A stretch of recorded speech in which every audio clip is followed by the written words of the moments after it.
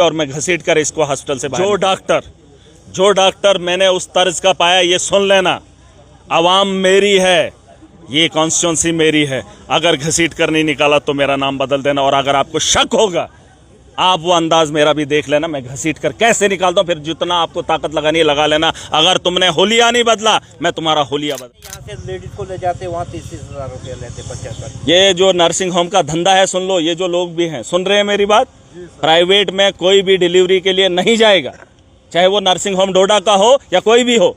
Entry पे वहाँ पे वो बॉस बने हुए, उनको कोई शर्म है ही नहीं।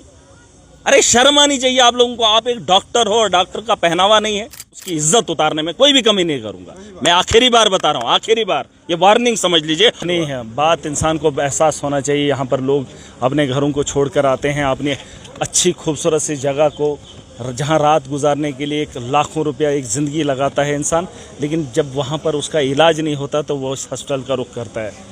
जहाँ का माहौल आपने देखा होगा, वो चाहता है कि मैं कहीं पे भी बैठ जाऊं लेकिन मेरा कोई इलाज करे।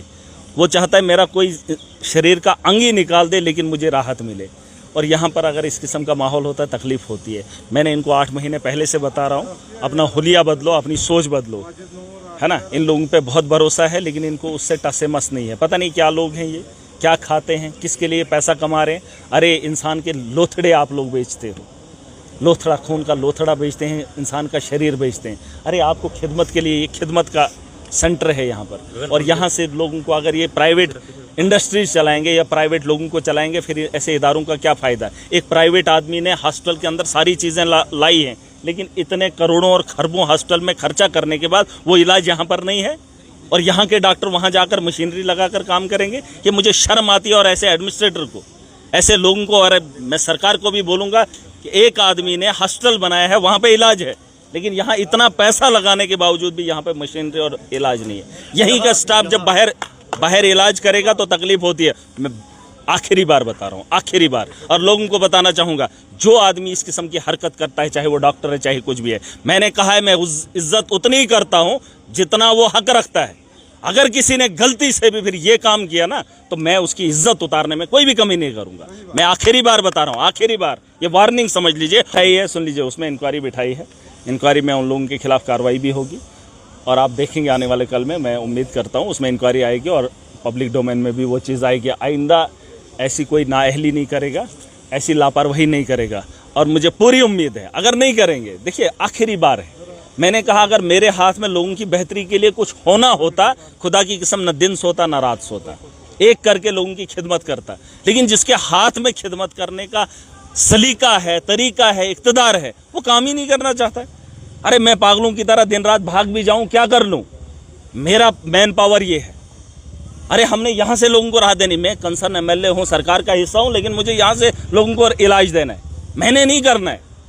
अरे ये लोग मानते ही नहीं। मैं जब गया एंट्री पे, वहाँ पे वो बॉस बने हुए, उनको कोई शर्म है ही नहीं। अरे शर्म आनी चाहिए आप लोगों को। आप एक डॉक्टर हो और डॉक्टर का पहनावा नहीं है, डॉक्टर की पहचान नहीं है, आपका प्रोफेशन क्या है। मैंने इनको बोला नोटिस बोर्ड लगाओ, कोई शर्म नहीं, कोई हया नहीं। एम्बुलेंस लेके जो है वो ड्राइवर चले जाता है, अपने घर बैठता है। फिर जब पेशेंट यहाँ से लेना होता है उसको फ़ोन करो जी, एम्बुलेंस का ड्राइवर ला रहेगा एम्बुलेंस। ये कोई तरीका है? नर्सिंग होम में जाते हैं, यहाँ से लेडीज को ले जाते, वहाँ 30,000 रुपये लेते, 50। ये जो नर्सिंग होम का धंधा है, सुन लो, ये जो लोग भी हैं, सुन रहे हैं मेरी बात, प्राइवेट में कोई भी डिलीवरी के लिए नहीं जाएगा, चाहे वो नर्सिंग होम डोडा का हो या कोई भी हो। प्राइवेट इदारे में जब आपको कमी आएगी, यहाँ से अंदर से वीडियो बनाओ, लाइव हो जाओ। अगर आपके यहाँ इलाज नहीं करते, यहाँ से रेफर करेंगे आपको जम्मू के लिए, लेकिन यहाँ कसाई खाने में कोई नहीं जाएगा। गरीब के साथ खिलवाड़ मत करो अगर आपके हाथ में नहीं है। और ये ऐसा भी मत करना, और मैं जानना, मुझे पता है अगर आपने जम्मू रेफर किया उसकी वजह सॉलिड होनी चाहिए। ये मत करना कि अपना काम खत्म, चलो जी इसको रेफर। और मैं जम्मू के अंदर भी जीएमसी में भी पता करूंगा, उनको भी एक चिट्ठी लिख रहा हूँ कि यहाँ से जो भी रेफर पेशेंट होगा, अगर उसका इलाज यहाँ हो सकता था, मुझे उसका रीज़न चाहिए उनका रेफर करने का, ठीक है। उसके लिए मैंने बड़े पैमाने पे काम किया है, कुछ राहत हम दे रहे हैं।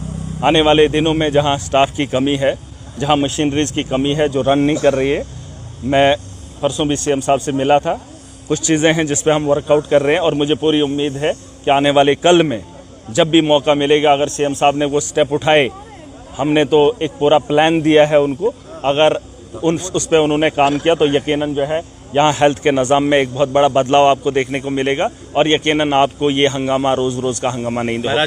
आप सुनेंगे, मैंने आपको आखिरी बार कहा ये अब फुल एंड फाइनल है, लास्ट, अब इसके ऊपर हद हो जाती है। अब आप मेरा रवैया देखेंगे और मैं घसीट कर इसको हॉस्पिटल से बाहर निकालूंगा। जो डॉक्टर मैंने उस तर्ज का पाया, ये सुन लेना, आवाम मेरी है, ये कॉन्स्टिट्यूंसी मेरी है। अगर घसीट कर नहीं निकाला तो मेरा नाम बदल देना, और अगर आपको शक होगा आप वो अंदाज मेरा भी देख लेना, मैं घसीट कर कैसे निकालता हूं। फिर जितना आपको ताकत लगानी है लगा लेना। अगर तुमने होलिया नहीं बदला, मैं तुम्हारा होलिया बदल के रखूंगा।